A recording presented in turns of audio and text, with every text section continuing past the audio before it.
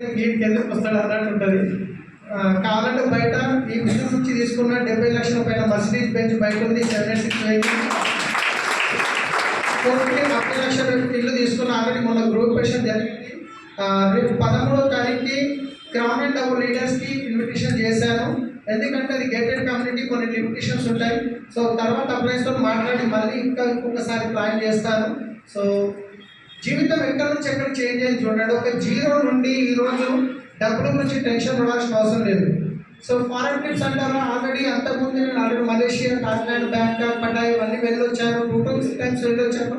ఒక 2-3 months కింద Switzerland వెళ్ళాము. నేను మా వైఫ్ ఇద్దరు వెళ్తే ఇంచుమించు ఇద్దరికి ఒక 6 లక్షలు ఖర్చు అయింది. అదే బయట మనం ఏ బిజినెస్ చేసినా 6 లక్షలు ఖర్చు పెట్టి పోవాలంటే ఏమనిపిస్తుంది? ఏదన్నా ఒక ఊర్లో 6 లక్షలు పెట్టి ప్లాట్ కొన్నాం అనుకోండి, 20 సంవత్సరాల తర్వాత పిల్లల పెళ్ళిళ్ళకి వస్తాయని ఆలోచిస్తారు, అవునా కదా? కానీ ఈ బిజినెస్లో అట్లా ఉండదు. మీరు ఎంత ఖర్చు పెడితే అంత మీ బిజినెస్ పెరుగుతుంది. ఎసాను అదే మీరు కారు బయట తీసుకున్నారనుకోండి, దాన్ని ఒక ఖర్చు.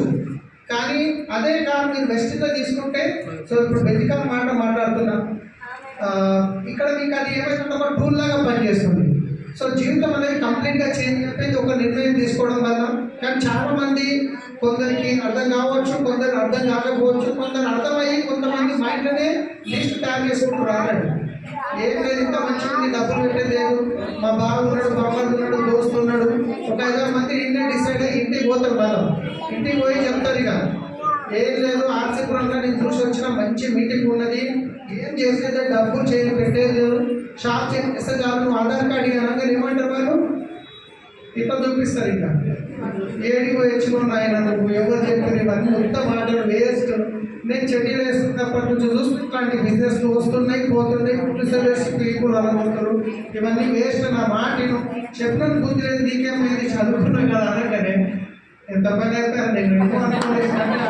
మనం ఏం చేస్తాం, ఇంకొకరు చెప్తాం మళ్ళా, సరే ఏదో డిమాండ్ లేదు, ఫోన్ అక్కడ ఉద్యోగం తర్వాత చూసుకున్నాము. మళ్ళీ ఇంకొకరు చెప్తాం, మరి వాళ్ళు ఏమంటారు, వెల్కమ్ నేను జాయిన్ అయినంటారా? మొన్ననే చెప్పాడు, నేను చూసిన మా సెటప్ కూడా స్టేటస్ పెట్టుకుని నాకు తెలుసు వెస్టేజ్ మొత్తం అంటాడు. టీవీ ఎంత అంటే తెలియదు మనం. ఇక ఆయన మనం ఇక ఎప్పటిదాకా మనం ముందట నిలబడి మాట్లాడడానికి భయపడేది కూడా మనకు ట్రైనింగ్ ఇదికి రెడీ అయిపోతాం. సో మనం ఏం చేస్తాం, మనమేమో మీటింగ్ చూసినాము, ఇక్కడ ఎవరైతే సక్సెస్ అయ్యారో వాళ్ళ మాటలు విని వెళ్ళాము. కానీ బయట పోయి ఎవరిని అడుగుతాం? ఎవరైతే అన్సక్సెస్ ఉన్నారో, ఈ బిజినెస్ తెలియదు, వాళ్ళని అడిగితే ఏం చెప్తారు? సో డ్రీమ్, ఈ బిజినెస్లో నిజంగా సక్సెస్ కావాలంటే అన్నిటికంటే ముందు ఇంట్లో బాస్ ఎవరు ఉండాలంటే మీకు ఎందుకు మీటింగ్ రాలేదు, ఎందుకు నువ్వు ప్లాన్ చెప్పలేదు, ఎందుకు ప్రోడక్ట్ కొనలేవు అని ఎవ్వరు అడగట్లేదు ఉంటారు. ఈ బిజినెస్ చేయాలంటే ఆధార్ కార్డు ఇచ్చి జాయిన్ కావచ్చు, చేయాలంటే ఏం చేయాల్సిన అవసరం లేదు. మీ అప్లైన్ ఫోన్ లేకుండా చాలు. బిజినెస్ ఆపేషన్ అంటే ఏం అవసరం లేదు, అప్లైన్ ఫోన్ లేకుండా చాలు. కానీ ఎవరైతే డ్రీమ్ పెద్దగా ఉంటాయో, ఎవరైతే డ్రీమ్ పెయిన్ఫుల్ ఉంటాయో వాళ్ళు మాత్రం ఈ బిజినెస్లో 100% సక్సెస్ అవుతారు. ఈ బిజినెస్లో బాస్ అనే వాళ్ళు లేరు. ఈ బిజినెస్లో బాస్ ఎవరంటే మీ డ్రీమే మీ బాస్, మీ డ్రీమే మీ బాస్. ఈ మాట ఢిల్లీ ప్రోగ్రాంలో విని ఇంటికి వచ్చి డ్రీమ్స్ రాయడానికి నేను అప్పటిదాకా నా మైండ్ యూజ్ చేసి 24 లక్షల అప్పు వేసుకున్నాను ట్రావెల్స్ బిజినెస్లో.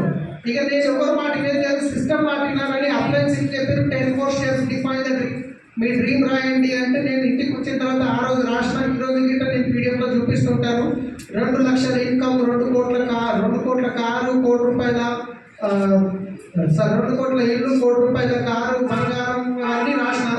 ఆ రోజు ఎవరైతే మా వైఫ్ అయినా మీరు, నేను ఆఫీస్ లో ఉన్న ఒకటే ఒక రూమ్, అది పెద్దది, మార్పు వస్తే గట్టిగా మూలకు పిలుస్తుంది. అట్లా ఉంటే ఇంట్లో నేను డ్రీమ్ రాసి పెట్టిన పేపర్ మీద 2 కోట్ల ఇల్లు, 1 కోటి రూపాయల కారు అని చెప్పేసి. ఇక ఆమె ఏమని మా లోపల అయితే నవ్వుకుంది, ఏమనలేదు. అల్మారి మీద పెట్టేటప్పుడు వచ్చింది, నేను మాత్రం పెట్టకు, నా ఫ్రెండ్స్ లోపలికి వచ్చినప్పుడు చూస్తే అల్మారి మీద కనిపిస్తుంది, వాళ్ళు ఎక్కిరిస్తారు. నేనేమంటే వాళ్ళు రావాలి, వాళ్ళు చూడాలి, వాళ్ళు ఎగిరియాలి, మనం పుచ్చుకోవాలి, వాళ్ళ గురించి అన్ని బిజినెస్ చేస్తాను. ఎవరు మా ఇంట్లోకి వచ్చినా నేను వాళ్ళ ముఖం తక్కువ, ఫస్ట్ డ్రీమ్ చూస్తుంటే వీళ్ళ ముఖం చూస్తుంటే చూసినా లేదా చూసినా అనుకోండి, అనుకుంటారు లోపల అర్థమవుతుంది, ఈయనకేమో అయ్యిందని నాకు అనిపిస్తుంది. ఇక ఎప్పుడు చేయాలి, ఇక వీళ్ళ గురించి అయినా చేయాలి. ఎందుకంటే మనకు అంత ఈజీ కాదు కదా బిజినెస్. ఇది మనుషులతో చేసే వ్యాపారం, బట్టలతోనో వాసనలతోనో చేసేదంటే మాట్లాడడం, కానీ మనం మనుషులతో రకరకాల ఉంటారు కాబట్టి సో డ్రీమ్ పెద్దగా ఉన్న మనకు ఈ బిజినెస్లో సక్సెస్ అవుతారు. ఇంతకుముందు భూపల్ సార్ చెప్పినట్టు చాలా మంది డ్రీమ్స్ రాసి పెట్టారు, సక్సెస్ అవుతున్నారు. నేను రాసి పెట్టాను, సక్సెస్ అయ్యాను. కానీ ఈ బిజినెస్లో మీకు బయట వైపు చెప్పినప్పుడు మీ డ్రీమ్ హంటర్స్ అంటారు కదా, మీ డ్రీమ్ దొంగిలించే వాళ్ళు ఉంటారు. ఎవరు అంటే కనుక ఒక చిన్న స్టోరీ చెప్పి క్లోజ్ చేస్తాను. సో ఒక రాజు ఉంటాడు అనమాట, ఒక